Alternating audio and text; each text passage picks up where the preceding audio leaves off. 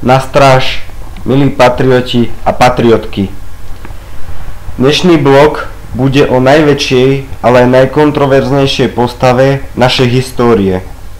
Bude to o našom jedinom a najsilnejšom prezidentovi, doktorovi Jozefovi Tisovi. Ako určite viete, doktor Jozef Tiso bol kňaz a neskorší predseda Hlinkovej slovenskej ľudovej strany. Viedol aj Hlinkovú gardu.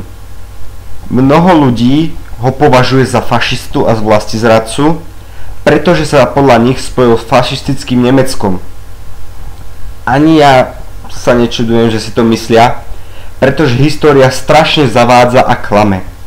A to už na základných školách, kde učitelia tlačia deťom kapusty do hlavy a potom vznikajú rôzne dohady, fámy a klamstvá. Ale poďme na tú pravú históriu. V tej histórii vieme, že nátlak Nemecka na Jozefa Tisa bol neúnosný. Hitler dal ultimátum, že musíme urobiť autonómiu Slovenskej republiky, inak by nás ovládli Maďari, ktorí boli spojenci tohto Nemecka. Ďalšia veľmi dôležitá vec, prečo si ľudia myslia, že doktor Jozef Tiso bol vlastizradca, je tá, že vymenoval nemeckých generálov, čo mu nakázal generál Hoffler. Ale urobil to len pre dobro ľudstva. Pán prezident to urobil pod tou podmienkou, že nebudú zlikvidované 3 slovenské mestá, a to Zvolen, Banská Bystrica a Brezno.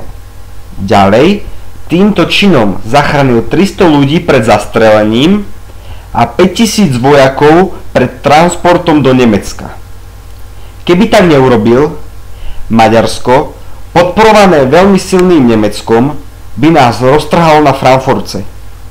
Je veľa dôkazov v prospech prezidenta doktora Jozefa Tisa, ale všetko je zatajované. Pretože, ako určite viete, svet je ovládaný Židmi a tí nechcú, aby sa pravda dostala na povrch. Aj ja mám dôkazy v prospech Jozefa doktora Tisa. Pod videom, pod týmto blogom, nájdete odkazy na výpovede ľudí, ktorí zažili prezidentovanie doktora Jozefa Tisa a ktorým zachránil tento jedinečný hrdina život. Preto chcem, aby ste všetci otvorili oči a pozreli sa okolo seba, kto je skutočne ten fašista. Kto je skutočne ten extrémista. My to nie sme a doktor Jozef Tiso to nebol taktiež.